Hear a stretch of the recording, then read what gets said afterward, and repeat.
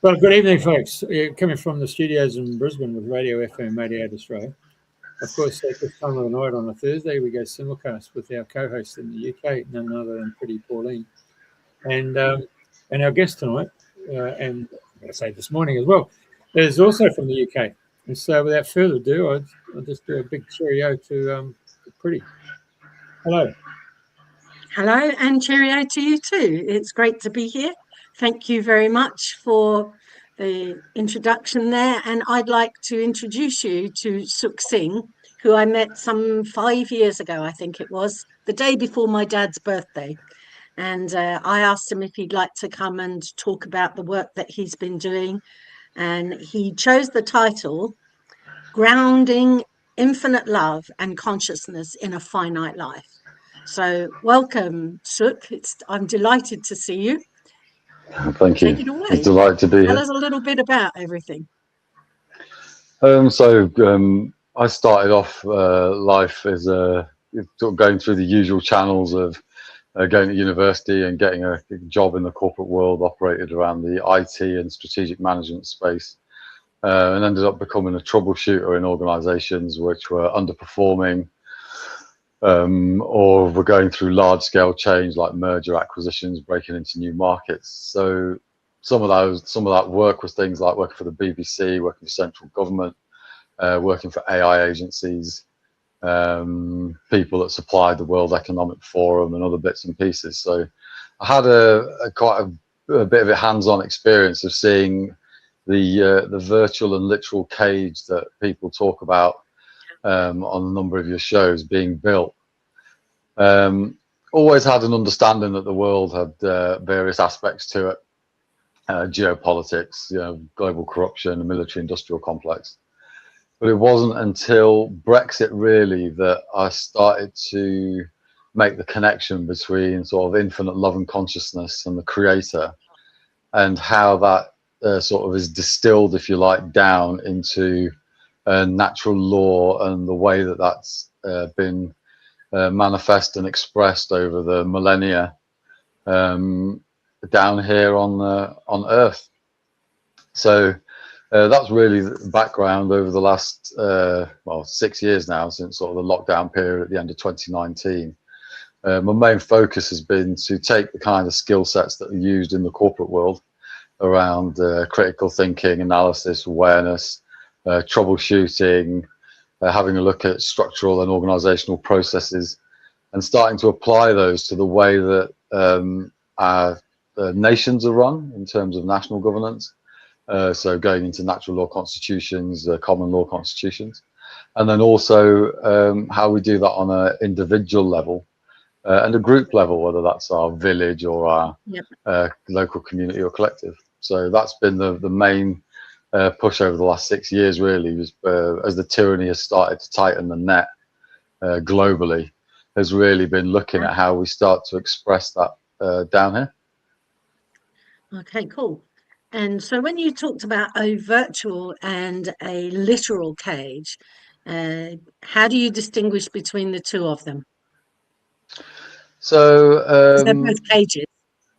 Yeah, sure, absolutely. I mean, the literal cage, if you like, is where we can see the tightening around things like lockdowns, going into your 15-minute cities. I think Sandy Adams, who previous guest, will have gone through bits and pieces like the Agenda 2030, what was 2015 became 2030, and so on and so forth. And then the sort of the virtual cage, if you like, being a mix of that psychological aspect of people almost imprisoning ourselves through conditioning, brothers and sisters out there in the various nations, dancing to the tune of legal fictions as though it's their literal physical selves being processed as commodities. So there's two aspects to it, really. There was the practical, we can see around us something's happening, and then there's that kind of invisible aspect where we almost project back onto ourselves a manifestation of being enslaved through the way that we frame our own lives and the way that we frame the opportunities and challenges that the establishment present us with us on a day-to-day basis, from parking fines, speeding tickets, all the way through to national taxes, income tax, council tax, and debt collectors and bailiffs at the doors. Yeah. Yeah, it sounds pretty oppressive. So how would you begin a process with somebody to uncondition them and see the legal world as a fictional world? How would you go about doing that? It's been an interesting journey, I think, because it's always in my role in the corporate world. I always try. My job was really between the more complex technical architects and innovation geniuses, if you like, and having to distill that down into sort of Fisher-Price language for middle management and language. Yeah, and the boardroom and stuff, or Tonka truck language, depending on which nation you're in. Okay. I get it. And so really I found that over the last 2 years, I sort of started from a perspective, it doesn't matter who you think the creator is or what creative force put us here, whether you believe in a higher being or whether you're an atheist. And there's a lot of atheists within the truth movement I've come across who don't believe in the creator, don't believe in constitutions. But in the material realm, if you ask anybody, ultimately, in this realm that we're in now, in our daily lives, there's only 3 ways that we can be attacked. Yeah. One is our physical bodies. Someone can attack you. If I was in front of you, I can, physically attack you. There's psychological attack, your mind, your ideology, your thought process, your peace of mind, the sense of being able to attain justice in courts, for example, or having extrapolated court cases is a form of psychological injury and harm where your justice is delayed. And then your property. Someone can take your property, they can fine you, they can take money off you out of your bank accounts, they can steal your stuff. And so it doesn't matter what politics you're into, what religion or faith you're into, whether you believe in something or don't believe in something.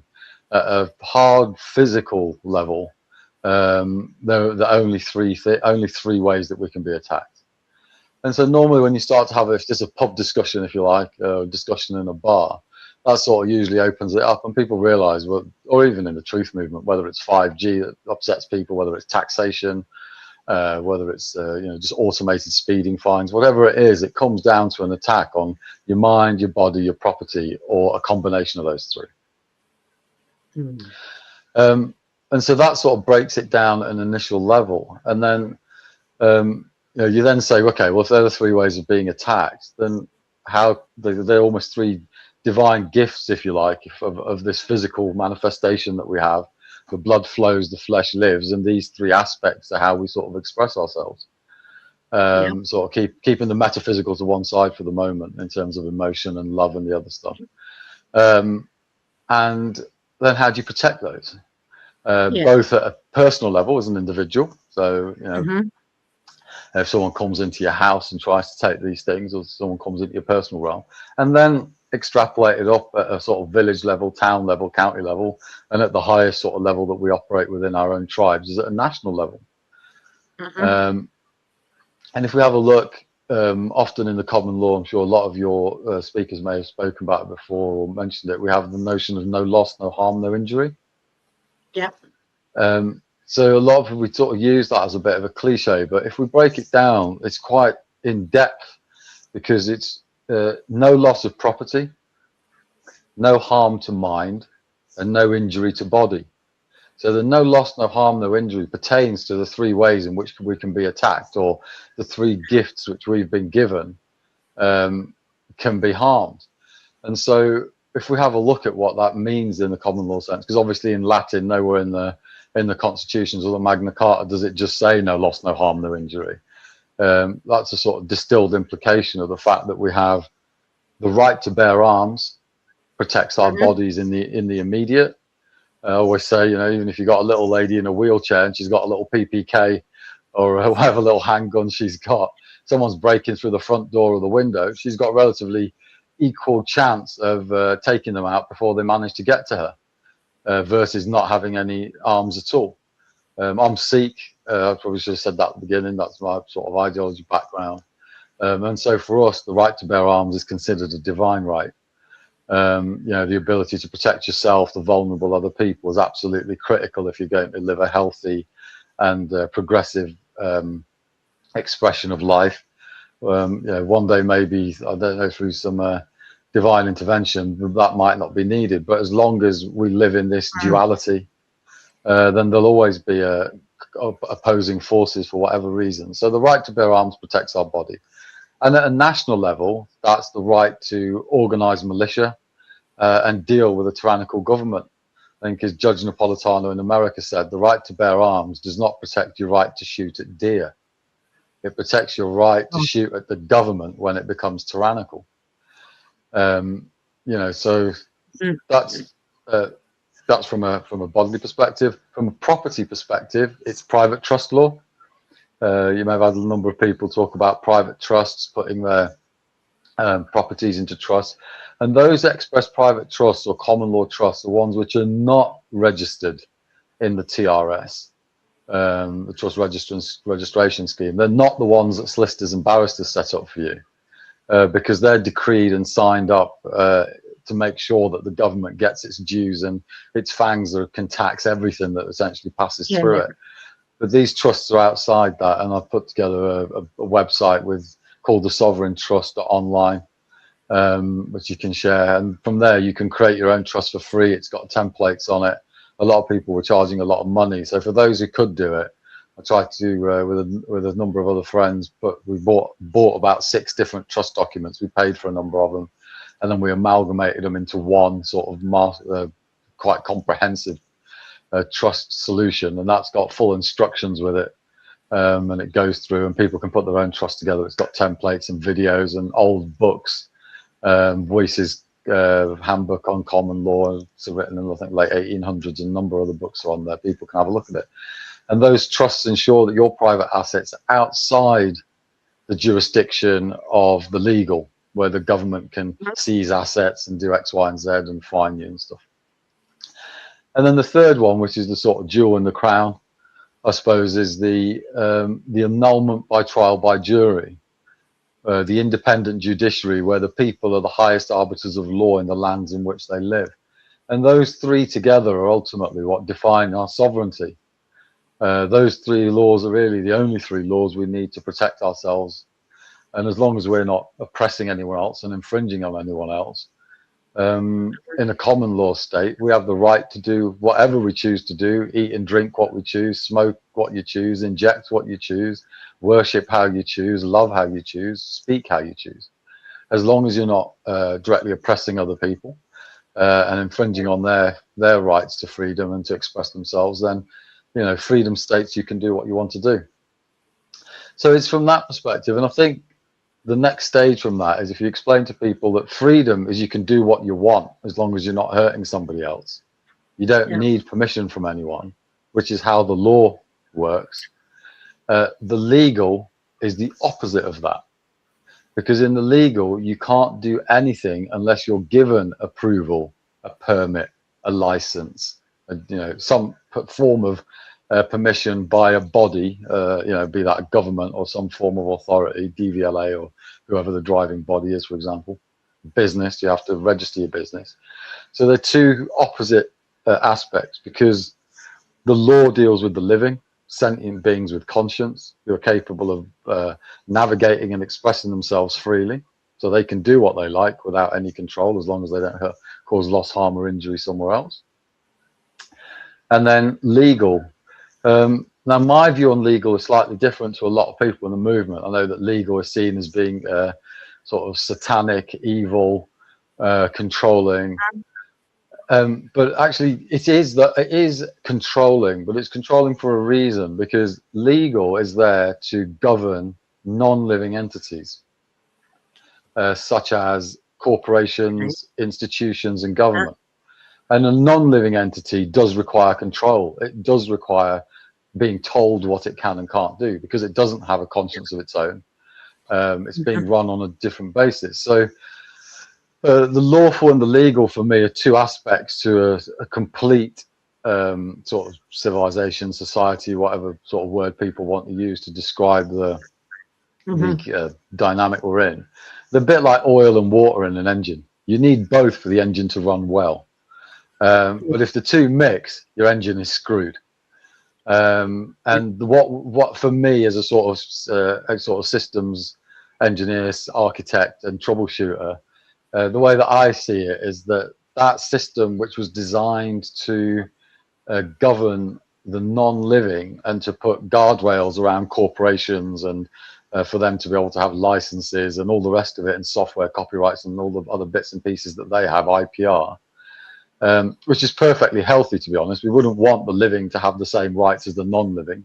I think at a common sense level, people understand that wouldn't be good. And it's also, that's where we've got to, because people now have forgotten their identity. We are first love, infinite love and consciousness as a spirit, encapsulated in this finite vessel, which is the physical body. And that infinite love and consciousness is where the law sits, and the body that is encapsulated in are the three aspects that we talked about: mind, body, and property. Which belong to that under the divine trust. And then the legal aspects, where people have started to recognize themselves as the legal fiction, answering to the straw man, and are allowing themselves essentially to be processed as chattel. So that's the way I see it. And so for me, even if you completely remove the legal system, as people start to evolve and want to do things, want to create technologies, I might invent a communication system. But if I allow yourselves to use that communication system, and for some reason that communication system fails, and you are on the way to, your mother couldn't get hold of you, or a loved one couldn't get hold of you, if that was a completely lawful system, you might try and say that was an infringement, and I stopped you from being able to get to your mother's message, which was critical. So that way you have a limited liability around those toys, if you like, of mobile phone networks, computers, and services. So there's a limited liability in that setting, and people that choose to engage with those products and services do so by consent. And that's why legislation is by consent, but the natural law and the common law aspects, they are not by consent. They are, we are essentially, at least through decency and conscience, a part of that club by the fact that our blood flows and our flesh lives. So that from sort of top level was how I sort of start the conversation at a relatively bricks and mortar level with people, to start to try and get them to understand how their lives are constructed, how we manifest, how we express ourselves, and how that kind of drops down from the creator down to our children and offspring and businesses and property and the rest of it. Yeah. So on a physical level, from what you've said, I have an interpretation from having followed a natural life system, is a building of an immunity system. So that's our protection. So our immune system is our way of physically protecting ourselves. And then the aspects of emotionally protecting ourselves is to build some emotional resilience, to be able to step back and allow what's happening to happen. And of course, the legal aspects, I think you've done a great job at explaining that, these non-physical entities like corporations, they need rules because they don't know what it is to cause loss, harm, or injury. They just blunder on through and, cause loss, harm, or injury intentionally or otherwise. So psychologically then, what barriers have you seen, the greatest barriers you've seen in the conversations you've been having? I think the first one is that people don't recognize who they truly are. I think that people don't recognize, and by that I mean that obviously they recognize their facial pattern in a mirror, but they wouldn't recognize the fact that you are the infinite energy inside, first and foremost. That spirit that you have, the life force that you have, is really where it starts. And I think that's when you have a connection with that, that's where the seed of sovereignty is, the spirit of sovereignty is. And I think people are still very much they identify with the things that have been given to them. Right? Your name was given to you, your job was given to you, your accreditations were given to you. All these things are labels which are attached to us, which we use to identify ourselves and navigate ourselves through this world. But when you think that the letters before or after your name are your self-worth, or the 3 litre, 4 litre car that you drive, or the golf club membership that you've got, or the fancy house that you've got, if you start identifying those things as your self-worth, then anything that tries to attack that self-worth is rocking the foundations of your belief system.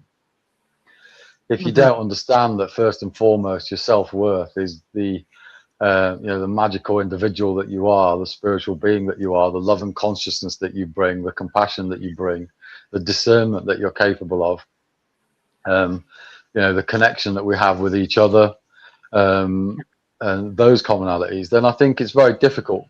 And I think that's where the sort of the hypnosis, if you like, or the psychological mental cocaine and addiction comes into it, because people don't want to let go of that. I think you occasionally see it with people who lose everything and then build it up again. They often are the ones who have a sense of, I'm more than just my material worth. Those people who've been driven to the edge and nearly seen death and come back again are often there, but that's because they've had to lose everything to learn the lesson that they are greater than what they had, and then they can build things back up. But those that literally went into university, got fancy cars, fancy jobs, big houses, and the systems essentially rewarded them through that behavior. As human beings, just like training a dog, if you teach it a certain behavior and it gets a biscuit or a decent piece of meat each time, it's going to repeat it. Repeat, rinse, repeat. And I think that they've done a very good job in conditioning society on that basis.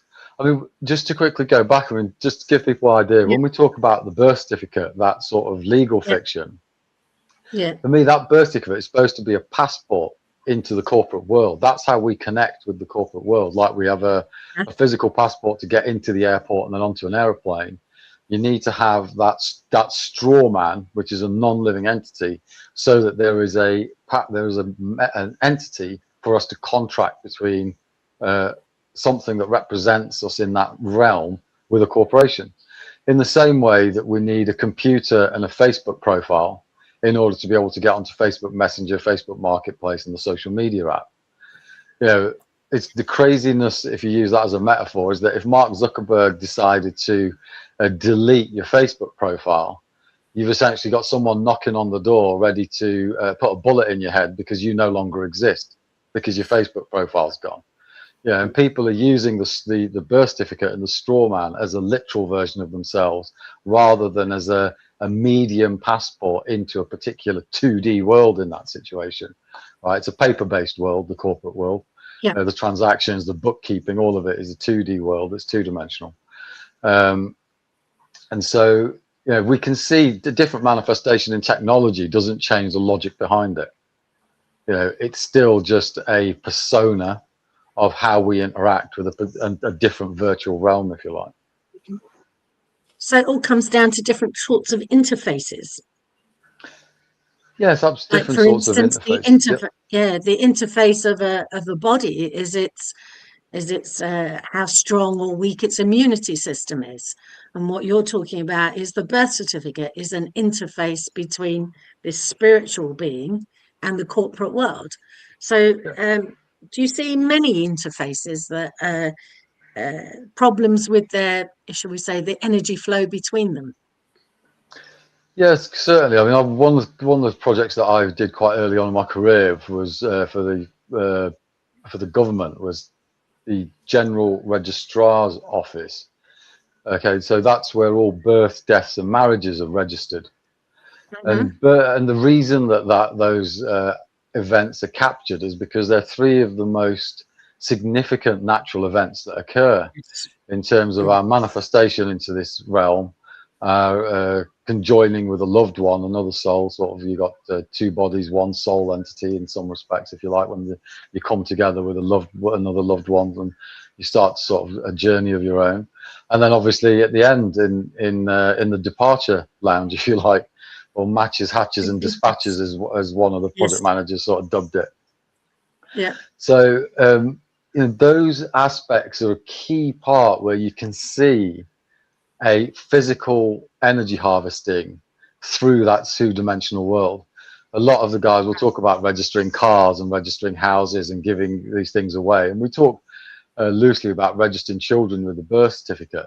But if you have a look at the way that they do that with the particularly those 3 certificates which pertain to major life events, they really try to grapple that and create, turn it to a transaction rather than an energetic, divine energetic flow. So that's probably one of the most significant ones that we see in our day-to-day lives. And then obviously we see a lot of different interfaces, the fruits of our labor. We see the interface of that being hijacked, whether that's through oppressive fines and stuff, but even in the hijacking of our psychologies and our tribal nature through sports. Obviously this is an England-Australia call this morning. So we got like the Ashes, for example. We have rugby. At the local level in England, football is obviously an ancient tribal sport here, and that really takes that masculine energy and harnesses it, and all the money and everything that people traditionally earn during the week, they go and spend it in the stadiums at the end of the week, sort of forgetting their woes and the stress of the working week. So there's lots of places, subtle and not so subtle, pretty in your face, that these interfaces are operating. And I think that starting to understand those and having our eyes open to that kind of thing doesn't mean that we don't engage with them, but it means we engage them in such a way where we can have a level of you could call it energetic or psychic protection, so that we're engaging with stuff while retaining our energy. Yeah. So not buying into the huge tribal wave. We see the waves going around the stadium. That was a big phenomenon, wasn't there, some time back when everyone was up and down. The Mexican wave, absolutely, yeah. Yeah, the Mexican wave, yeah. So that was quite interesting. But that's, that's everybody responding in the same way, like the birds do when the birds fly in a flock. There's someone at the front and there's the ones at the side, and the ones in the middle are just there for the ride, really. But there they are in formation. Okay, cool interface. Tell me, you've talked about beforehand shifting power from a tyrannical institute back to sovereign people and enabling them to govern their own mind, body, property, and communities and nations. So what would you say is the crux of all of that? What is the crucial thing that people need to really get to grips with? I mean, the seed of it is education and knowledge at a starting point. It's so, and I suppose that comes into first ourselves as the conscious adults that are there, the responsible ones, and then passing that knowledge and education. Sorry? Yeah, I'm just saying the responsible ones. Yeah, absolutely. Yeah, the responsible ones. A little amused. And then passing that on to the children. So starting to remove people from the indoctrination pools or schools, if you like. We've got to really start to have a look at the way we're educating our children. Up until the 1600s, everyone was educated the same way that Aristotle, Plato, and Socrates were educated, and it was known as the 7 classical liberal arts, or the trivium quadrivium. And if we have a look at when we talk about interfaces, this is probably the blueprint interface between us and the material world. Is that the material world is essentially made of number in 4 formats.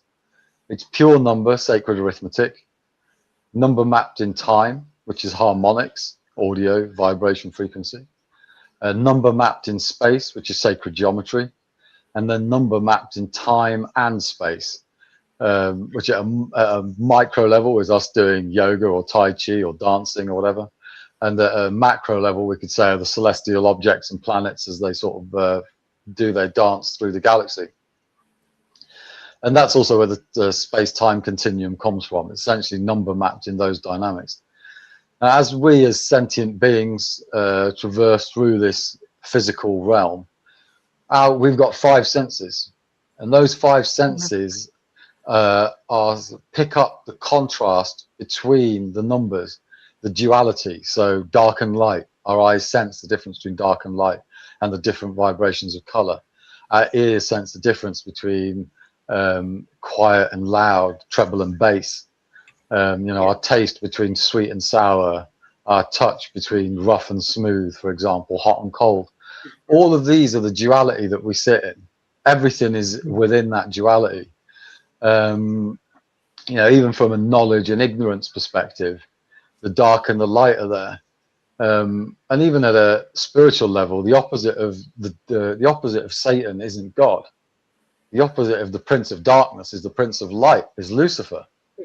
A lot of people in the truth movement, they get so traumatized by Satan is that they go running and sit in Lucifer's lap. They don't realize, that there's a balance actually between the Lord, or the truth sits between the vices and the virtues, if you like. Yes. And so as we go through that world of duality and we start to sort of explore it, we want to communicate that with each other. So the 4 modes of number are, which we talked about, are known as the quadrivium, and they define matter, material, as we experience it. The 3 tiers of language, which are grammar, logic, and rhetoric, which are the other 3 subjects, they pertain to the mind. So grammar is the input, logic is the organization of that into understandable patterns, and then rhetoric is how we interpret that. So if we take the alphabet, the English alphabet as a basic example, A, B, C, D, E is the input at a font typeface level. Logic is organizing that into words, so cat and dog, or sentences, it's raining cats and dogs. And then at a rhetorical level, that's an understanding. If I said on this call it's raining cats and dogs, before you went outside, you'd probably grab your brolly and umbrella, and then you'd go outside, because there's an understanding that it's it's raining very heavily. If I went to Punjab or India or somewhere and I said it's raining cats and dogs, they'd probably put me in a straight jacket and lock me up. Thinking, this guy thinks cats and dogs are falling from the sky, and this guy's a nutter. We need to lock him up. And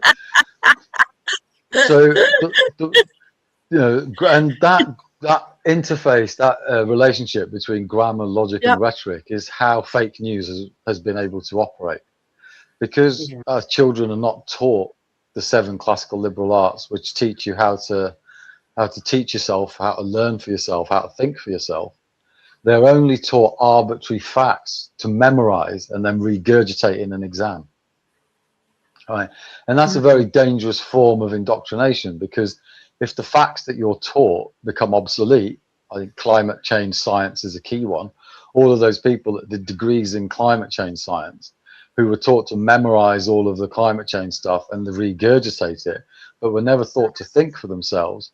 When climate change is shown to not be a man-made phenomenon, but it's something that is a natural phenomenon, their ability to reinvent themselves, use discernment, and rethink for themselves is going to be highly thwarted. Their value on the market and in themselves for their own lives is going to become thwarted, because they're now caught in a cage of their own static memory, rather than being freed in their ability to be able to think for themselves. So the education system, known as a trivium education system, is the system that I used when I pulled my son out of school. He was 11 years old. He first went to a normal school. I then put him in a private school. But then I realized that this just wasn't the way. And then I researched. My mum was a retired deputy head teacher in England. So I had some background in terms of education processes and stuff. And then, I mean, he's 21 now. So, he's quite an interesting character. And the biggest thing is you start to critically analyze stuff. You should take the vaccine because the government told you to do so, or the NHS told you to do so, or the doctors or the media told you to do so, isn't a logical argument for taking a vaccine or any medical intervention. It's appeal to authority. They're appealing to the notion of authority, that you should believe that authority rather than think for yourself, to bypass the logical, critical thinking. Granny and granddad will die if you don't take the vaccine, is appeal to emotion. There isn't a logical argument for taking it, so they're appealing to an emotional argument to try and convince you. You'll lose your job. Appeal to fear. Again, these are all Aristotelian logical fallacies, and in the links that I've put on, there's a link to a PDF called the 42 Aristotelian Logical Fallacies. It's a free PDF online. I recommend everybody reads it. No used car salesman will ever get the better of you if you've harmed yourself with the 42 logical fallacies. And in fact, no politician or propaganda will ever get the better of you. There's a famous story that when Julius Caesar came over to what was France at the time on a war, his centurion was caught teaching the trivium to one of the minions, essentially one of the slaves. And Caesar had him stripped bare and beaten. And he was told that if I ever catch you teaching this to them again, I'll essentially throw you to the opponents, to the opposition, because if they get an understanding of this, we lose our control mechanism. And so over time, in the 1600s, it happened again between Germany and France. At the time, they were trying to, Prussia was the area, it wasn't known as Germany and France at the time. They tried to foment a war, but those in the north had been educated in the 7 classical liberal arts. So they recognized the propaganda as being false argument, logical fallacy. So they refused to engage in the war, and from that period onwards, we've really seen a direct attack on the education system. So the seed of education is the first part for me, and making sure that the future generations have a sense of freedom, that they're allowed to express that freedom and they fall in love with it, and that they're armed with the psychological and physical weaponry with which to combat that tyranny. You pointed me into the direction of the 42 fallacies quite some time ago, and it is a very good read, I must say. A little bit more of the work that you're doing currently. You've let us know about the rapid response and challenging unlawful debt enforcements, evictions and rights.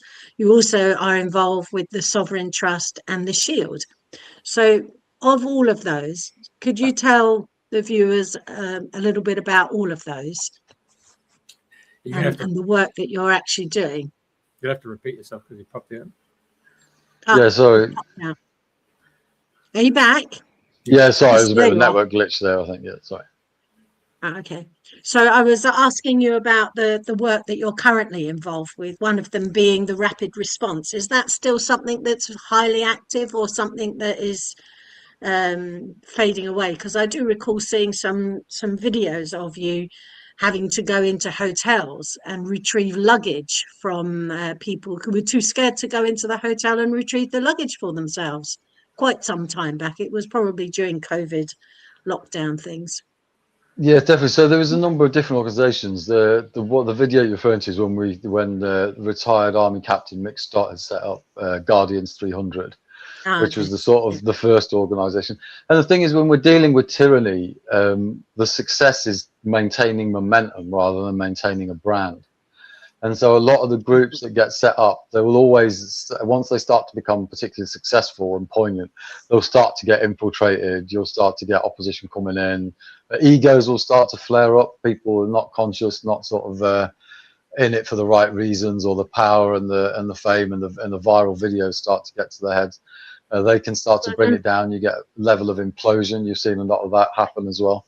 Yeah. But Guardians 300 was there, and that really was set up to introduce people to their rights, to teach people to deal with police at rallies, to deal with the police if they tried to come to your house to shut down birthday parties or family gatherings, to deal with bailiffs and debt collectors coming to try and seize property, and allow people essentially to start to exercise their common law rights against the tyranny. Introduce people to a new way of thinking, and to really start to get the education out there and the knowledge on the streets of the basics of protecting yourselves really and living freely, and what the sovereign being was about. And yes, you're absolutely right, getting people out of hotel quarantines was another one of those role plays that we took people through. And that particular instance, elderly couple had come back from Dubai to to attend their son's funeral, actually, and they wouldn't let them out of the hotel. Yes, that's right. And then Mick and the team managed to get them out of the hotel, but they left their baggage in, so they were then too frightened to go back and get it in case they got imprisoned in the hotel again. So we went back to get the baggage for them. That over time, the Guardians 300 teams, we trained a lot of people. In about 18 months, we were working about 6 days a week at a time. I managed to get around 12,000 people. That included people attending the whole day sessions. Kerry Ike, rest in peace, David Icke's eldest daughter, who passed away a couple of years ago. David Icke himself attended the following day, attended the 8-hour session to have a look at the training that was in place. And in there, we also sort of briefed people on taking body cams to rallies, to counter police tyranny, to capture any infringements on the rights and stuff. So then David bought a body cam off the back of that, which is set up for him. So we've had a range of people. John Bingley, who's advisor to the House of Lords, attended one that was down on the south coast to see what it was about. That was quite an honour, because I'd followed John's work from before around the Constitution and bits and pieces like that. And then later on, the team sort of started to band out into local groups, which was rapid response, pulling together communities, using the disparate training that we'd done across the UK, and start to build communities around that knowledge, where people then start to serve themselves and support their communities. And that's still going today. There's a lot of Telegram groups, pretty much one for each county in England. There's a few in Ireland, Scotland, and they tried to set one up in Canada. And there's different copycat groups that, if you like, or similar groups that take inspiration from that, and then they set up. And that's a positive thing. You know, it's not about being precious. It's just about inspiring people to be sovereign. And the more different groups there are to set up, the more difficult it becomes to infiltrate it. So for me, it's not about people. A lot of people traditionally will try and say, well, what happened to that group? Most of the time, that group disperses and shares the knowledge and becomes a proper distributed network. And that's really what we need. Lots of individual communities, lots of individual groups, all sharing that common knowledge and starting to stand on their own feet and stand on their rights. So rapid response is there now. It's moved on to dealing with evictions, going even more into courtrooms. Guardians did a little bit of courtrooms. It's rapid response. People like Phil McLaughlin are also now working with the World Marshal Authority. Little Mikey Fotio, who people have seen, a veteran on who's often was in his army gear and his uniform on the rapid response ones. Toby, a guy known as Article 61, Mick from Coventry area.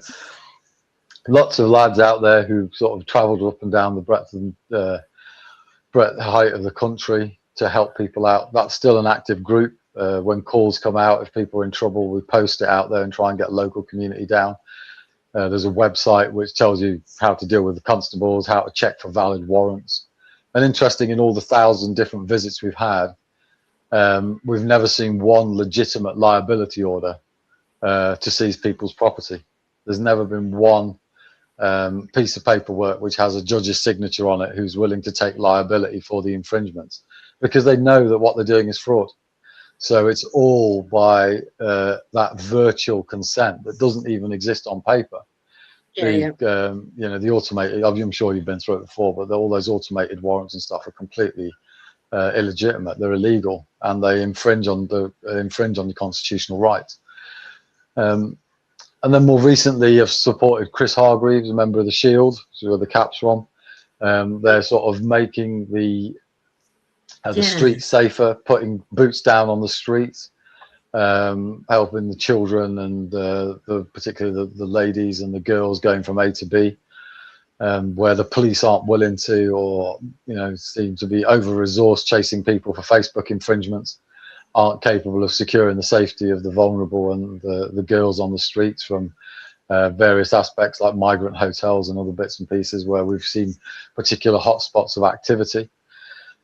And so that started to have a look at really taking on the narrative and the discussion and debate around grooming gangs and paedophilia and the darker arts that are used to control nations and geopolitical bodies like the UN and WHO and everybody else. Wow. The name of this program is dreaming the new dream. So could you give me a dream, a vision that you see where we're going to? Because much of what you've talked about the tyrannical side of government, the lack of knowledge for people in their beingness. How would you dream the dream? What do you aspire to for humanity? I aspire to a humanity which looks to try and leave with each generation a better state of affairs for the next generation. A humanity which has been able to express itself and have this wonderful experience, because it is a wonderful experience. And part of the tyranny is the other side of the coin to the freedom. That is part of the duality. If we can look at it as tyranny, it's ultimately control and freedom. And those who are control freaks and psychopathic narcissist types, that's where it turns into tyranny. But there's a balance between control and freedom, and it'd be great to be able to see a humanity where you can express yourselves the way you want. You have bodily autonomy, autonomy over your mind, autonomy over your property. There isn't any taxation. People are operating from a conscience, looking after their parents, looking after their loved ones, looking after the vulnerable in society, because we have an abundance of resources with which to do so, not because we're taxed to the hilt, told that that's going to happen, and then the services are substandard. Rather than it being contractual, it becomes a covenant of conscience. It's done by love and compassion rather than through some sort of forced rule set. And really, for people to be able to live under the common law that the wizards of old put together, that aspect of being able to express yourselves, talk freely, love freely would be fantastic. But I think there'll always be a contention between control and freedom. We've just got to a point where the control has got extreme, and those who like to control other people and tell other people what to do have been allowed to get their tentacles into the system way further than they should ever have been allowed to. And as a result of that, the balance has been lost. We don't see healthy debate on the television. We don't see healthy debate in journalism. We don't see a healthy balance of articles coming out through media. We don't see healthy debate in Parliament. It's all about an agenda that's being paid for, and that control mechanism being forced on everyone, everything being weaponized as part of that tool set, whether it's immigration, whether it's sexuality, LGBTQ, whether it's race through BLM, Islamophobia, whether it's whatever it is, everything's been weaponized. The monetary system, even our relationships through things like marriage, toxic masculinity type narrative, everything's been weaponized, where you're kind of taught to either hate yourself and be a victim,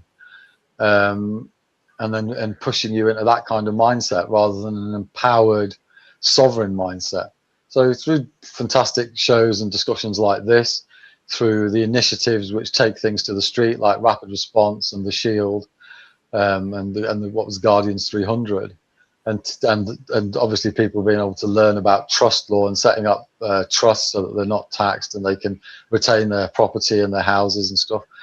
Just seeing people start to engage with that true education, and starting to see people homeschool their children or build schools of genuine education around the trivium, quadrivium, and the way that the universe is manifest. Genuine health is quite close to your heart, Priti, I know. Build immunity, psychological, physical, biological immunity, self-defense of the body, self-defense biologically, self-defense of the mind. And to see strong individuals build a strong society, that for me is the sort of dream, and I think that's where we're going. I think we're heading there at an increasingly exponential rate, to be honest with you now, and I think shows like this evidence that, and the conversations that are being had with everyday people on the street and in the pubs and stuff is starting to evidence and surface that as well. So the message is getting out there little by little. I believe so. And in the trivium quadrivium, do you know any places that are actually practicing this? Has it actually landed anywhere, either in the UK or anywhere around the world that you know of? Well, Steiner schools touch on the trivium education system, but ultimately it's for people. It's not. We shouldn't be looking outwardly. It's I see it more in the people's houses. You know, our individual houses first and foremost are where the whole thing starts. And I think that, so I'm seeing a lot of that. I'm seeing a lot more home schooling, home education from that perspective. I'm seeing there's a website called Trivium Education. There's a website called Trivium Pursuit. So these are places that people can start to help themselves and do the things that they need to do. So yeah, definitely, I'm seeing that information being disseminated out, and even the tyranny is helping us. To be honest, it's one part of the duality. If they hadn't been here, and this is why I believe it's the greatest time to be alive in the last 6,000 years, is because what some people call the Kali Yuga in the sort of Vedic scriptures, or the Dark Ages in other forms, is that because that contrast that we talk about is so extreme right now, the experience is at its best in a way. Because where you get the darkest dark, you get the brightest light. And so in a way, if people can sort of understand that the pain is always going to be part of this experience, you know, that's been put here as well, so that we can experience that, and there's something to offset it against. Without sadness, there's no expression of joy. There's no experience of joy. Without darkness, you can't see the light. So these are not, you know, they're there to be had in balance and understood. But at the moment, the contrast gives us that extreme sense of being here.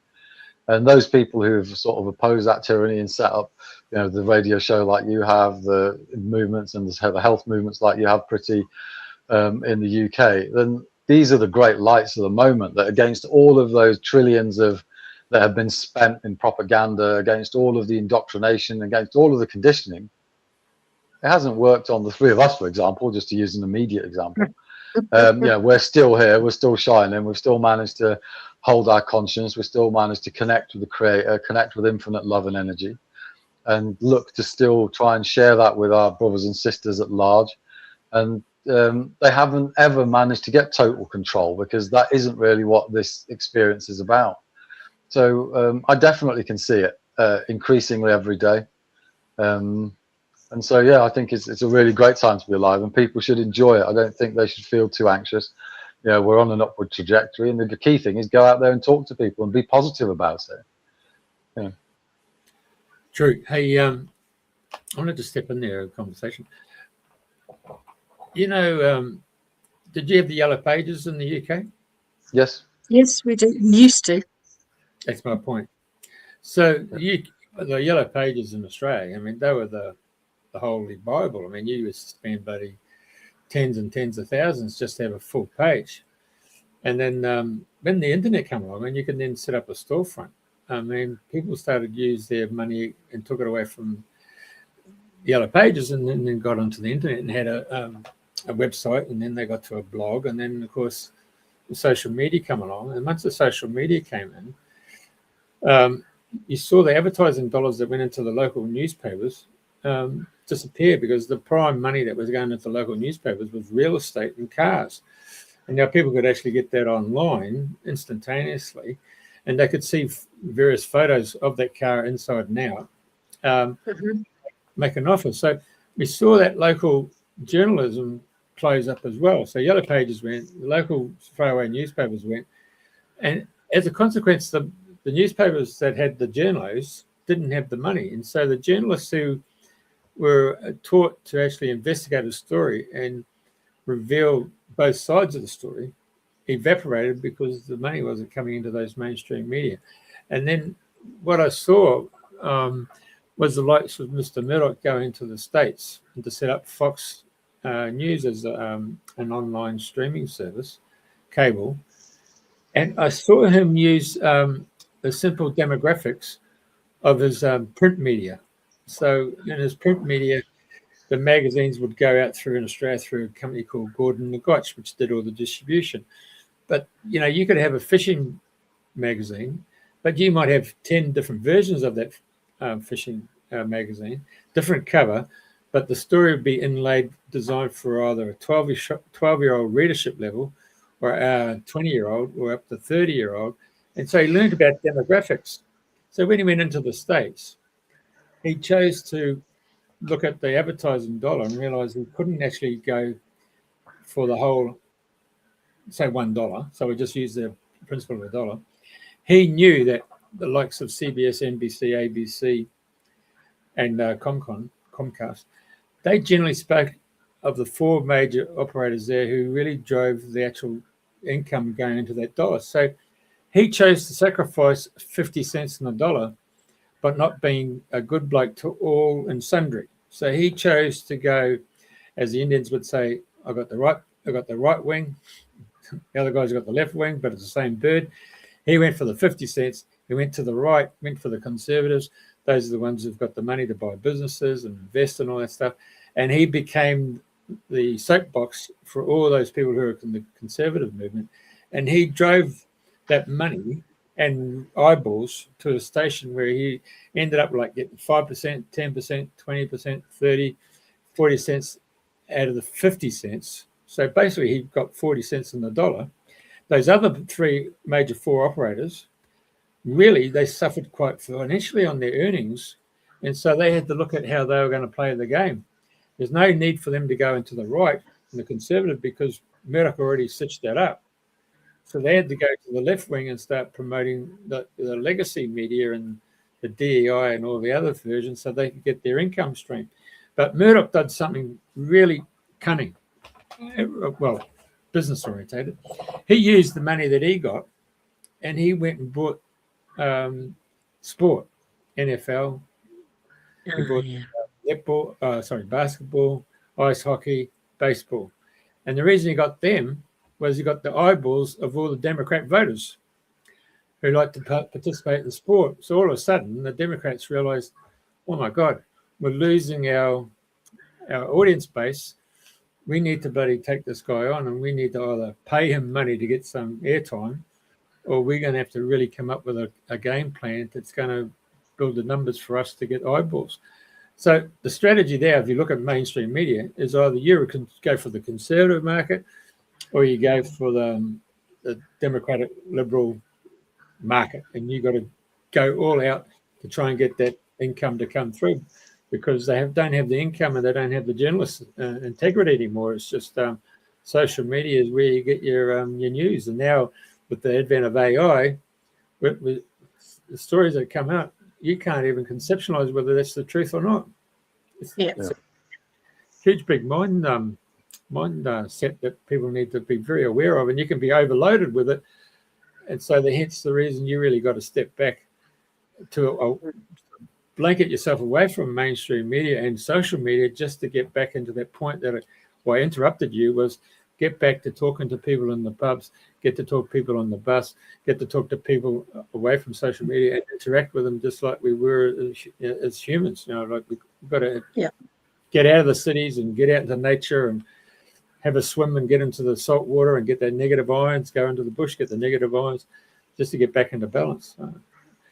Hey, mate, I'm on my soapbox. Sorry, we're here to listen to you. You go for it. No, not at all. It's absolutely spot on. You're right, and that's how, and that's the key example of how they've created that virtual cage. You know, by creating these demographics and the sort of tribes within tribes for people to relate to each other. But at a global level, they're just trying to guide everyone in the same direction. They're just cajoling everyone in the same direction, and that's why we've seen that convergence. Because you're absolutely right. Once you've got one guy that's essentially got everyone's ears, where does the polarity come from in the discussion? I mean, I don't know whether you guys, from what your nature programs are like, but when we were little, you obviously had Richard Attenborough, who everyone knows about, and David Attenborough, and then Bellamy. You had David Bellamy. Yeah, but he actually David Bellamy.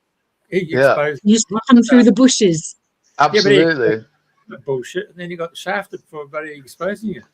Absolutely. And so there's this, you know, to the point that you were saying, there's an example where even there you had like a really healthy debate that could have been had. The powers that owned and controlled that media organization that actively went out to discredit him and wipe out his career.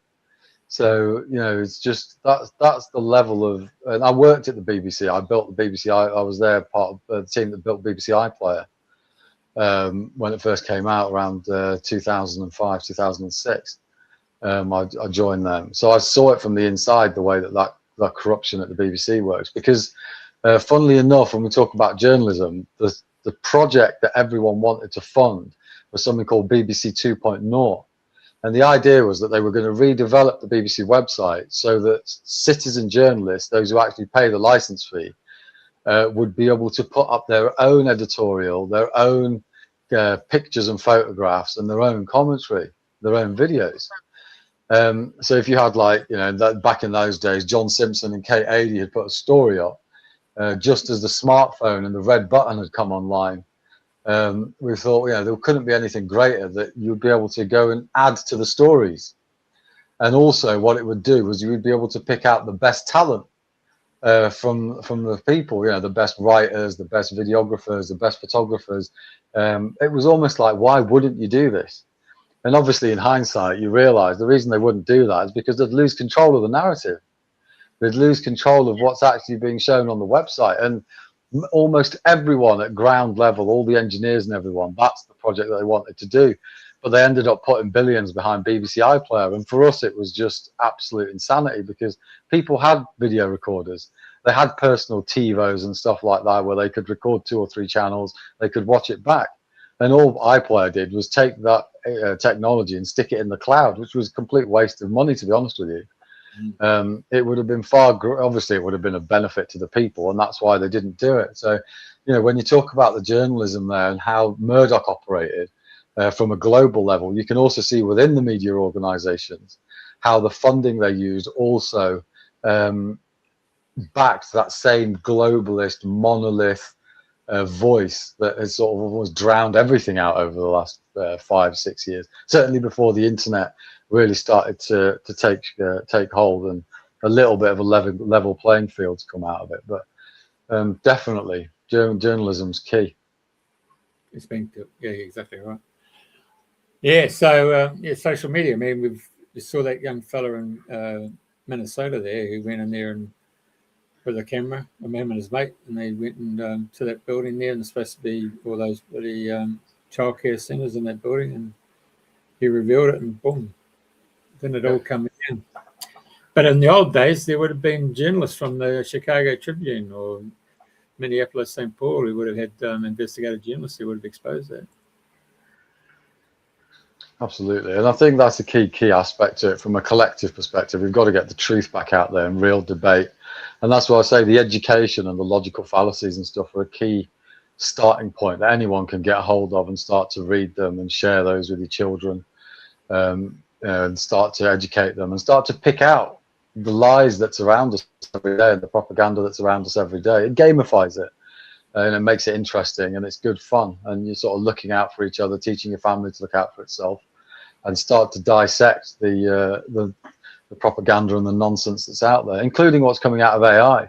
I mean, AI can still, regardless of how complex it gets, it still has to communicate to us in a language, and that language is either truthful or it's fallacious. And if we understand what those fallacious patterns look like and what the mathematics of fallacy looks like in linguistic terms, then we can start to pick it out and identify it and counter it. So we increase our level of discernment, our capability of choosing with a different mindset. Absolutely. I mean, if you amongst the sort of the yogi types and the holy men and the rabbis and the imams and the priests and stuff, discernment is really the highest spiritual gift one can have, because it's ultimate awareness. Yeah, that's how they have it. They say that a swan is supposed to be the most is the symbol of discernment, because you feel if you mix water and milk in a bowl, it'll drink all the milk molecules and just leave pure water behind in the bowl. And that's the level of discernment we're expected to have sort of mentally and psychologically in this particular era that we're in, where it is so convoluted and murky. So, well, let's talk about radio, for example. So we're on the 88 frequency, so FM 88.0. So when you get on a push bike and you go on your one turn on the wheel, that's 1 cycle or 1 hertz. So we're traveling at 88 hertz or 88 cycles per second. And so when we put our signal onto that transmitter, away it goes. But Did you know that's called a carrier wave? But did you know there's a sub-carrier wave that sits just underneath it? So I don't know, you would have had it, but in BBC you probably had that teletext. So you went onto there and you click that button, and of course up come the little screen, and it gave you the sports news or gave you other news and stuff. Well, they were using the sub-carrier wave. Yeah. Oh, yeah. So there is that suggestion that what you call it, malevolence or bloody mischievous. You know, some people could actually broadcast on that sub-carrier wave, and based on your cognitive telepathy, if you want to call it, or your brain frequency, you could pick up on that carrier wave or the sub-carrier wave, and you know, you might be impinged to do something that you weren't really inclined to do. Yeah, it's definitely the manipulation of the frequencies and stuff. I mean, we see we often experience that through the phases of the moon. Moon controls the time and the water on Earth. Both of the tides in terms of the ocean's tides and the sacred feminine tides that drop an egg every month and stuff. So we can see how and where the frequency and vibration in the universe has an effect. And there's no question that the powers that be understand the frequencies and have tried to use those frequencies against us. A lot of people find they sort of think that everything that is 666 is satanic, and everything that's 13 is unlucky, and everything that's 33 is Masonic. But these numbers are sacred numbers. That's why the sacred arithmetic is quite important. 33 is the number of vertebrae in our back. It's a sacred architecture. Number 13 is the traditional number of months in a natural calendar of 28 days for each month. 13 is also, if the 12 disciples, who was the 13th? It was the master. It can't be that unlucky. And then 666 is how we define life: 6 protons, 6 neutrons, 6 electrons are the code for life. So all of the frequencies, they've sort of hijacked, all the numbers they've hijacked, and they try and use them against us, so that if we see them negatively through ignorance, we alienate ourselves from the very energetic power that would otherwise help liberate us and give us power through knowledge. So you're absolutely right. They've used those numbers, and it is a malevolent way of mirroring everything, really, to try and use it and weaponize it. So absolutely, you can see that. And the 3 kingdoms in the Bible, of the sort of, when we talk about heaven, hell, and earth as well, are transposed into the frequencies that we operate at, in terms of 432 hertz at a celestial level, 528 hertz at a terrestrial level, and 633 hertz at the telestial level, subterranean. It's all encoded within there, in the ancient scriptures as well. We've just forgotten how to interpret them. I mean, sort of going back on that, Bible stories and stuff, it's another way they've alienated people, is to literalize the interpretation of the ancient texts. A lot of children nowadays, when I speak to them, obviously we're in England, it's predominantly Christian country, and I ask them, what do they think of the Creator or God and stuff like that, and they said, but people can't walk on water. And there's an aspect of that where there's a literal sense of someone walking on the water, which they can't relate to. But when we understand that Christ was up against the Roman Empire, and the Roman Empire was using Roman maritime law to enslave its population and the people in the jurisdictions it was capturing, and it used that maritime law in the courts, which is the law of the sea.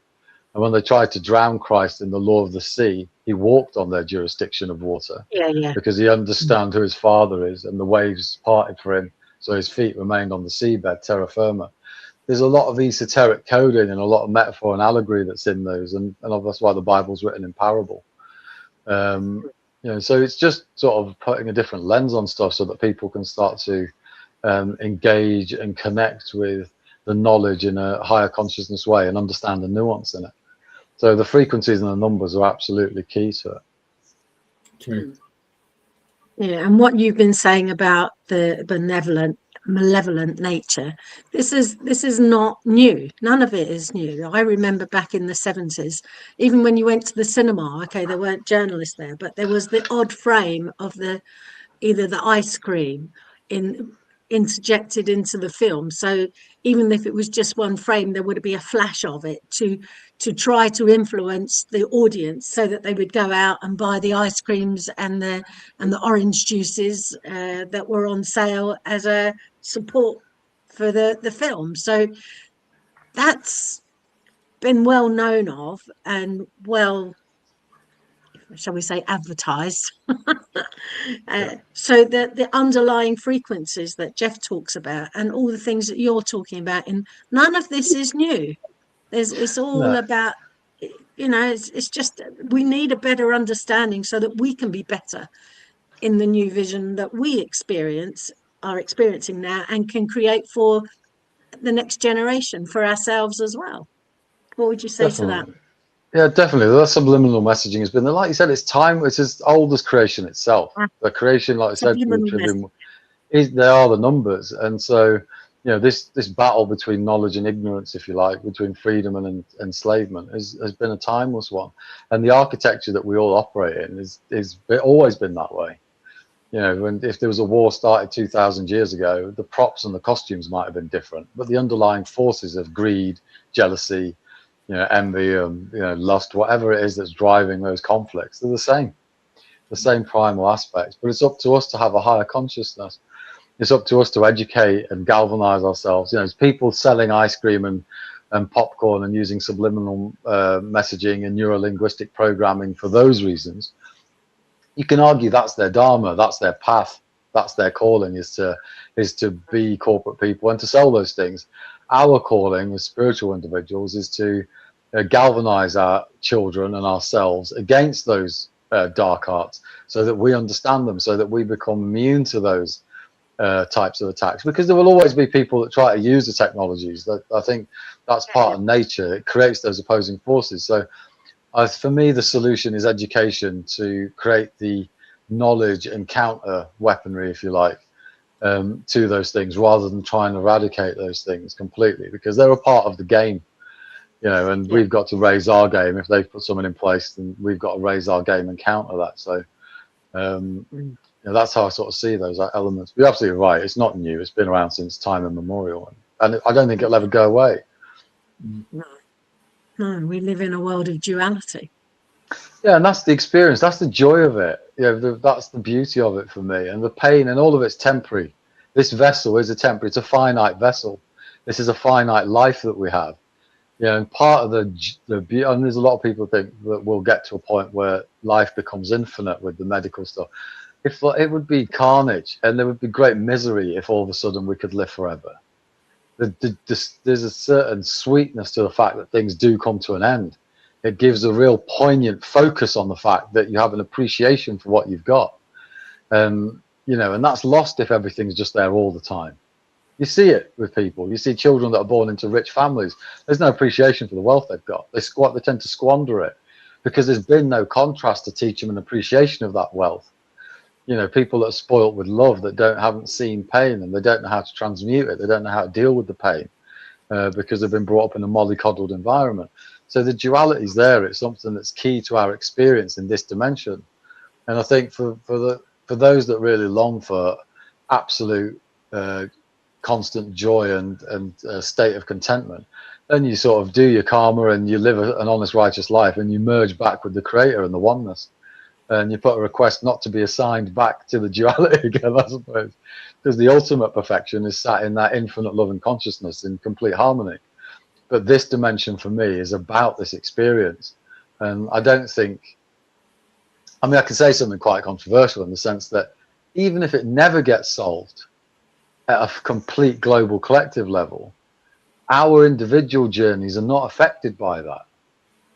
Our individual journeys to do the right thing, to be connected, to make the right decisions, to operate with love and compassion and consciousness is not in any way in the hands of anybody else. It's in our hands. That's our journey. And whether everyone else makes it or not doesn't change our ability to be able to express ourselves. So whether everyone gets there or not, I don't think changes what we should do or how we behave. I think we still have a role to play in our own lives, in our own destiny.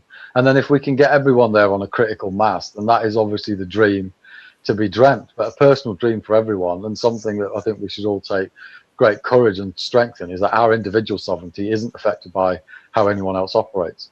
It's affected by our own expression of how we navigate the mind, body, and our property through this existence. I'm going to let that sink in for a little bit, because it's beautifully spoken.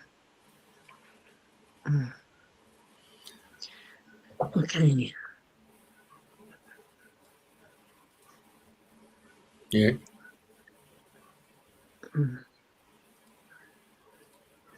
So what are you working on these days, Sukh? What can we what's 2026 looking like for you? So 2026 now, I think, is about starting to have a look. A lot of the sort of on the ground solutions are starting to become a lot more developed. Jeff's already alluded to a number of people in Australia and America who are starting to be able to operate with greater freedoms. We do have a greater level of constraint on this island. There's a reason they chose this island to hatch the empire from, certainly the financial center of it.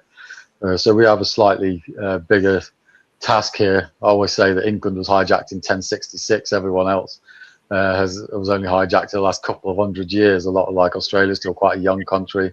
The Sikh religion is only sort of 300 years since the last master of Sikhism was sort of ascended 1708. But the English since 1066 have been been oppressed in the way that they're able to express themselves. So it's really starting to get that in place. The solutions, pushing them out to people. The Willoughby Genius app that Charles Fernandez has put together, the Shield organisation that Chris Hargreaves has put together, the rapid response efforts of communities starting to pull themselves together. It's really starting to get these efforts to have some coordination between them, so that there's some synergies that start to build. So mind, body, and property are protected. Get people really starting to get more confidence in the trusts, so they can start to formulate their own trusts. Why trusts? Because trusts are the divine architecture that we've been gifted, this material asset called Earth and the universe as we know it into.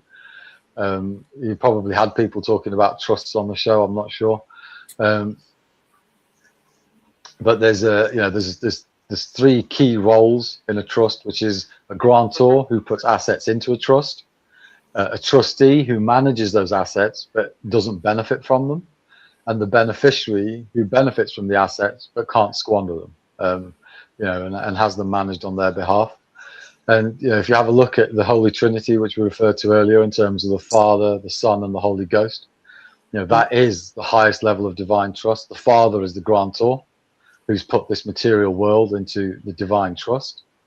Our soul is the trustee, because it manages our interface in the material world, but the soul itself can't benefit from the material resources. It can't drink the water, it can't eat the food, it can't wear the clothes. And then the Son, being the body, is able to benefit from those. So that's the initial architecture of the divine trust, and that's obviously detailed in all of the ancient texts. And then just getting people to connect with that architecture in a healthy way, so that those natural law principles we see start to get propagated out more. We have discussions like this. We try and tie more people together, so that the good people that are putting those solutions together, so that we can sort of land the higher consciousness in our everyday lives. It's just starting to get more into that space. I think the last 5 or 6 years has been about shaping those solutions and developing them.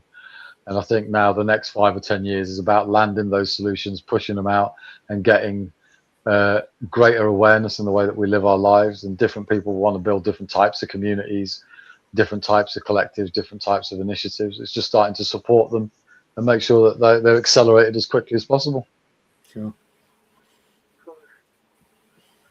Jeff, you know of some places, don't you? They've lived off grid, and they're building their own communities. And one of the things I've understood about communities is they all come together, and then at some point it disperses. That it's time for them to go. They come together, they do their thing, and then they're not always that sustainable. What would you say about that, Jeff? Um, You were telling. right. So I've travelled quite extensively around the world with that in mind as a community.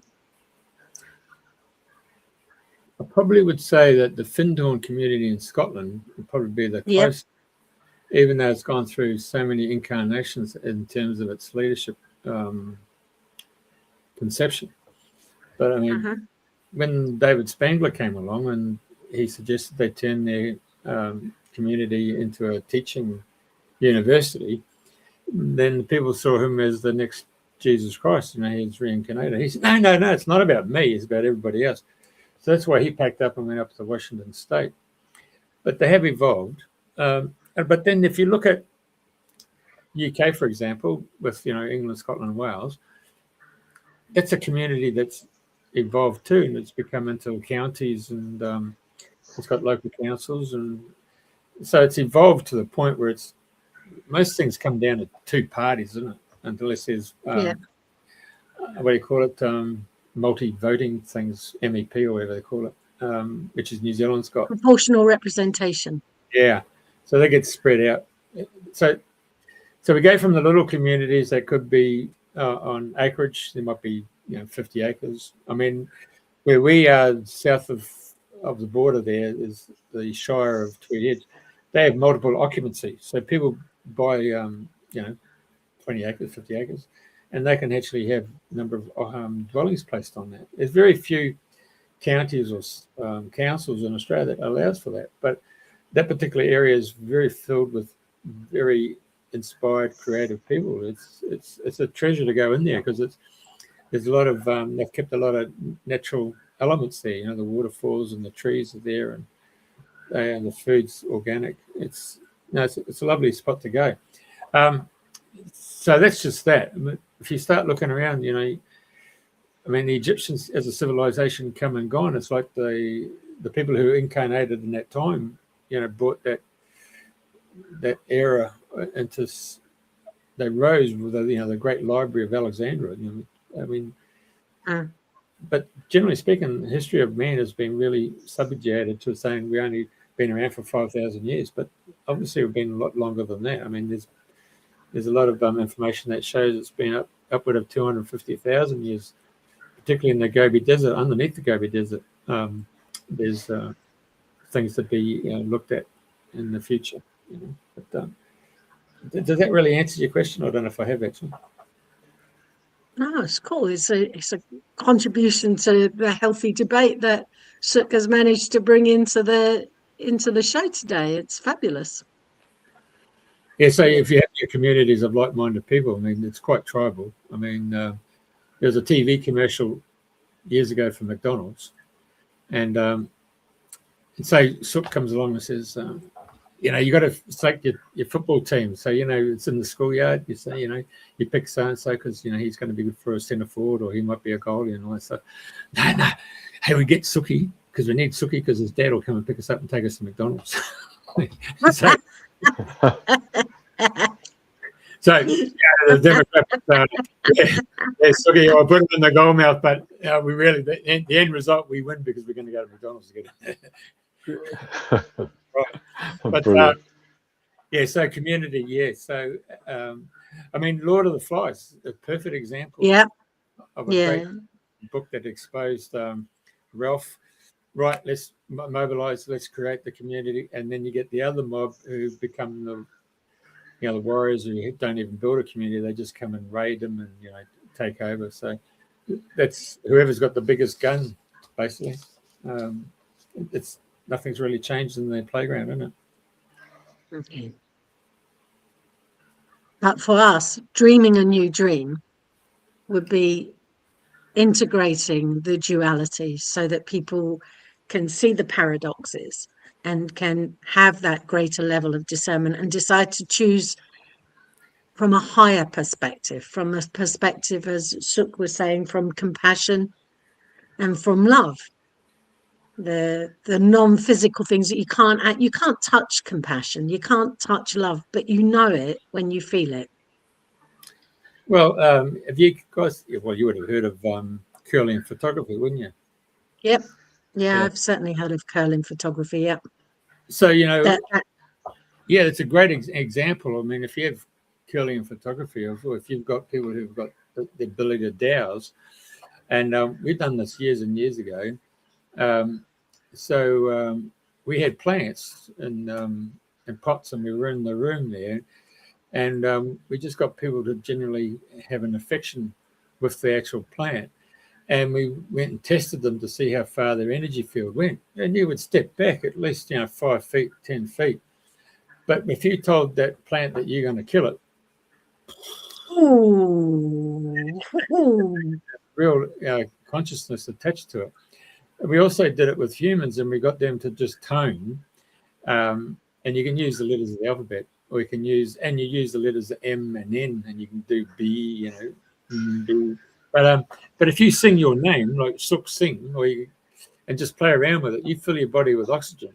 And as you fill your body with oxygen, your energy field raises up to the point that if you had curling photography and took a snapshot, your energy would completely change. And if it was one of those ones that had color in it, you'll see how your vibration had increased just by looking at the various colors, to the point that in World War II, in the Navy, they would use the color red for their signaling, because there's a short wavelength, and so they could actually send their message across when the ships are very close, but ships that are further out wouldn't be able to see that red light. So you imagine if you were there and your energy level was red, and you walked into a room, you would then oscillate with someone who was actually operating in the frequency and the color of red. But imagine if you started to raise your thought vibration, and you started looking at the water you drank, and it was of high nutrition, had minerals in it. You started looking at the food that was grown with love. And there's something to be said for people who say a prayer when they're eating the food, because you're energetically changing the structure of the energy of the food that you're going to participate.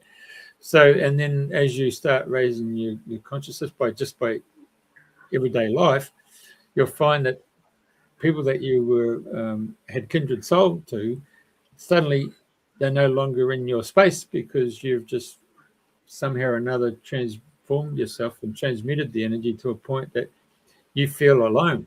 And if you feel alone, you're thinking, what's going on here? But in the meantime, your consciousness has risen to a point that all of a sudden other people come of like minds. It's that's the euphoria of walking on this path as a spiritual body disciple, if you want to call it such, of life itself, the finite life.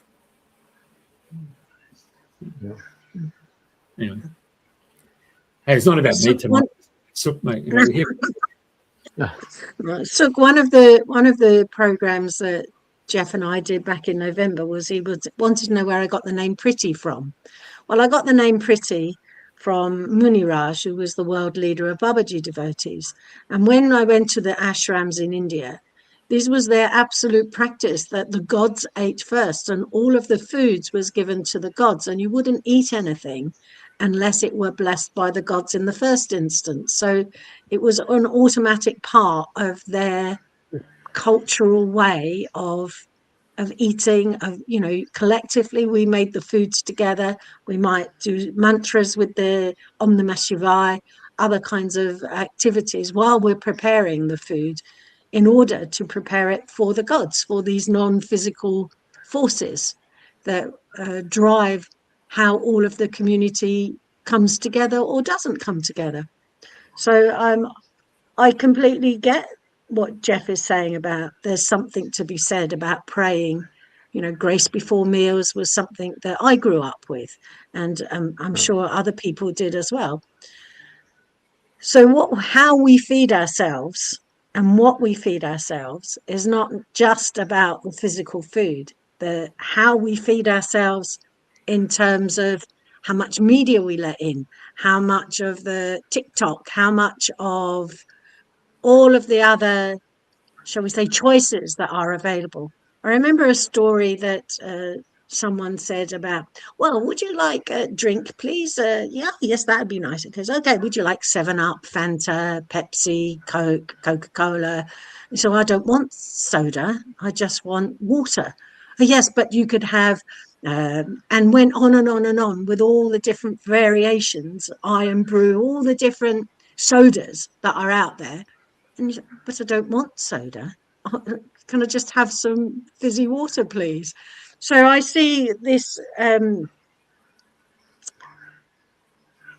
how we feed ourselves is incredibly important. It's not just the physical food, it is the emotional food, it is the mental food. And my experience has been that when you're overloaded mentally, doesn't matter how good a quality the physical food is, it'll, when beings, all of us, are under stress, that takes a huge toll on our ability to feed ourselves in whatever dimension. Yep. Okay. Do you have anything to say about that? Because you know Absolutely, that's close to my heart. Yeah, definitely. I mean, obviously, that comes in with when we're looking at the way that things are farmed, right? When we have a look at why society been traumatized into veganism, right? And I'm not anti-vegan. My grandmother was vegan, but it wasn't weaponized. Yeah, my grandmother didn't refuse to sit at the table with me because I was going to have a bacon sandwich. Whereas today, people have become intolerant. It's like, well, I'm not sitting with you. You've got violence on your plate. You know, it's this sort of weaponization of understanding there. And the reason that that's occurred is because we've lost the art of good husbandry with the animals. And just as Jeff said with the plants are sentient beings. So, you know, like this is always my discussion, is that your food and your dietary is ultimately, it's a choice, but it doesn't determine your spiritual level based on what type of food you eat. It's how that food is grown, reared, nurtured, harvested, the love that's put into it at the point at which it's sown, how it's maintained, how it's sustained, the life it's given, and then how it's dispatched. It's all an art form.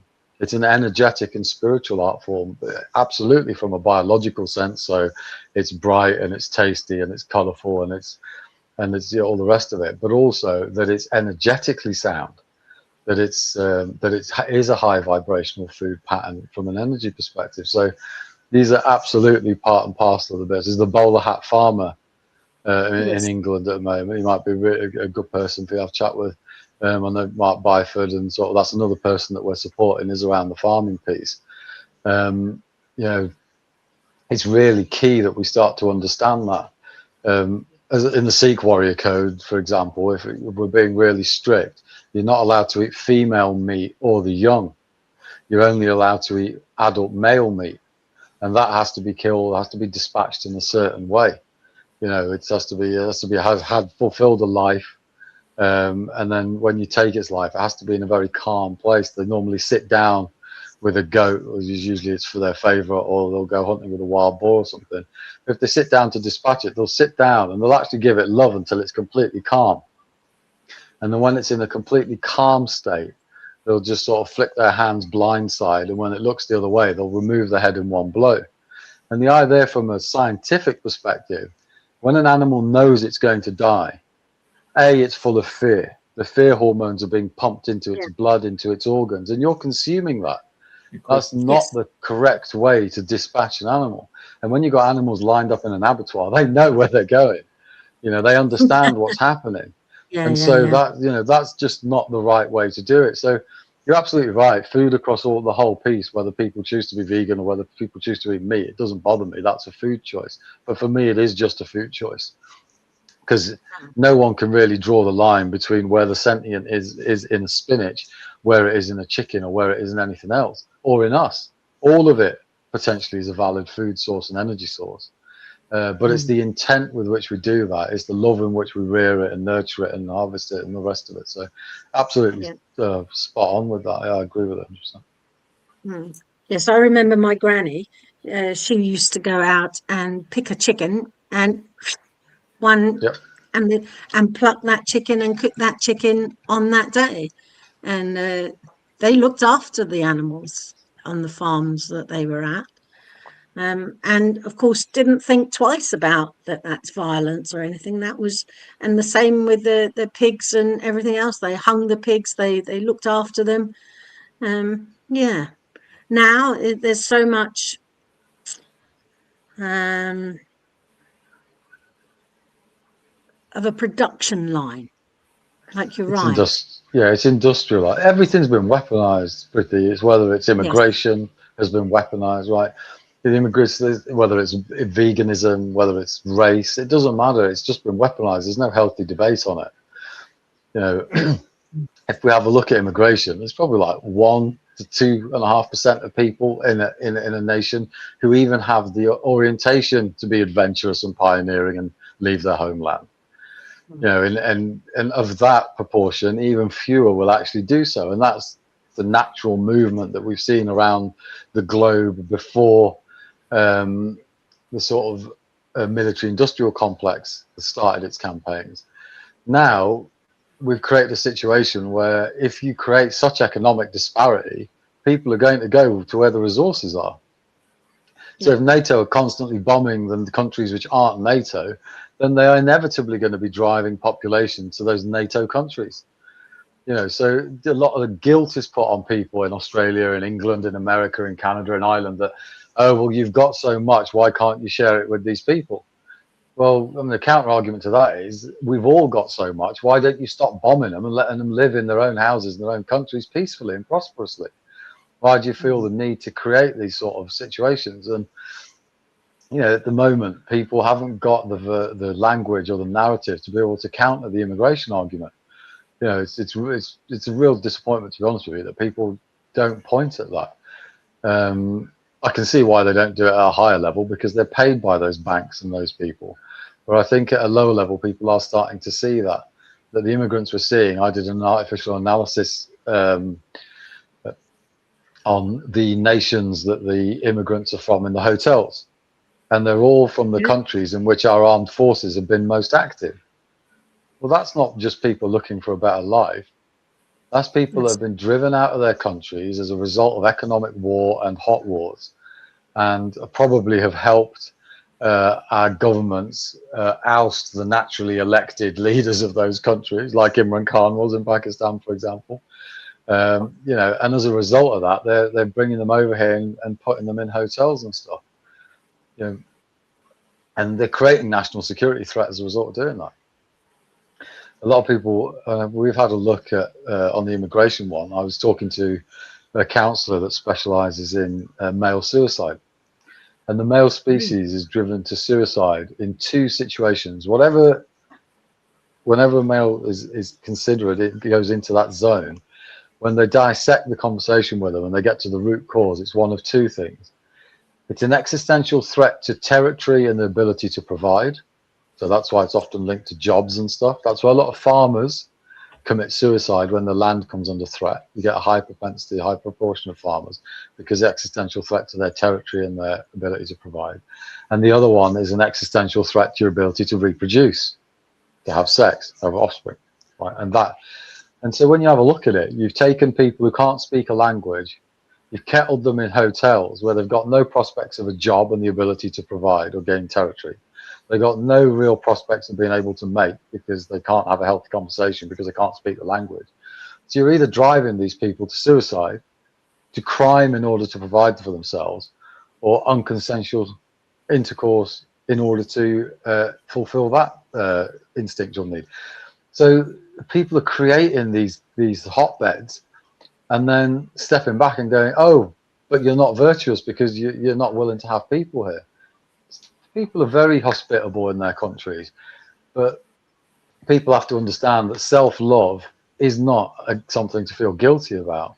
England should be English, Australia should be Australian, France should be French, and those nations need to look after their own populations first. And part of looking after our own populations is making sure that the taxation and everything else and the money and the resources of that country are going to better the population of that country in education and health, rather than bombing other countries as a result of funding NATO, the military-industrial complex, or whatever other aspects are driving the forces that keep places like the Holy Land in turmoil. So it goes into quite a large scope of conversation when we start to have a look at the weaponization of stuff, because it's at the core of narrative control and unhealthy narrative control. The ability to use guilt, particularly, to gaslight people and make them feel like they're doing the wrong thing by trying to stick up for themselves, as well as sticking up for other people. Mm. Mm. So a return to love, a return Definitely. to self-love is the best love. Definitely, and protecting other people's right to self-love. Yes. Right, so we love our nation, and we want other people to love their nations in a healthy way, to have pride in their cultures and their food and their architecture and everything that makes their nation fantastic. You know, it's a whole diverse selection. The diversity comes in allowing people to express their diversity in the nations they're in, and then through natural traveling and tourism and business, those cultures will naturally mix and experience each other. You don't need to fly aeroplanes of people and military aircraft from one war zone to another to force diversity. You know, so absolutely, it's a love and consciousness that's at a higher level that understands everyone has a right to survive. And so we have to start to get control of our own nations and stop that stuff.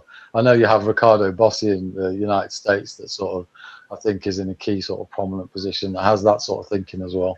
I don't know what the thoughts are of him on the show in Australia, but from sort of this far away on the other side of the world, you know, he's one person that I've seen that sort of is starting to challenge that NATO narrative and the wars and stuff, and you know, saying Australia needs to look after Australia and each nation needs to fight their own fight and get back control. So that's part of this challenge and the spectacle and the experience. Wow. Very good. Okay. Any final thoughts, Jeff? No, it's all good, mate. We'll get you back. So, yeah. Oh, thank you very much. And I Yeah. appreciate it. It's been a really good chat. Yeah. We'll get you Yeah, back. I'm delighted. I think it was so engaging for me to listen to all the things that you've been talking about.